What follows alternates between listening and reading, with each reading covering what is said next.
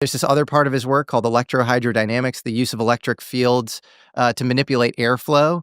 And I think we now know that that work made it into the B-2 stealth bomber because the financier who was funding Townsend Brown is a guy named Floyd Odlum, who was a large owner in Northrop at the time. And he had all these kind of covert meetings with Curtis LeMay, who's the Secretary of the Air Force, and with the Rand Corporation. And then all of a sudden, the B-2 is using these big electric fields to manipulate airflow. We know that. That's like literally a fact. You can look up right now that it uses electric fields to manipulate airflow.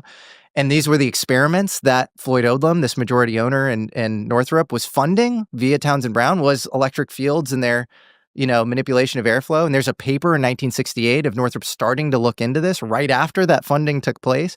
So you have this guy who's supposed to be a total quack. 2 out of the 3 things are being vindicated now, the electrohydrodynamics and the radar thing. And then there's a third thing. And the third thing is he's saying that he unified the field in physics. And he's saying he did it experimentally in 2 places, at the Montgolfier facility in Paris, in France, where you have a guy named Jacques Cornillon, who is a technical representative of Sud-West, this, aerospace company there. There's a recording of him making a deathbed confession saying the results were successful. It was tricky experimental conditions, but the results were successful. He's on his deathbed saying this. I have the recording.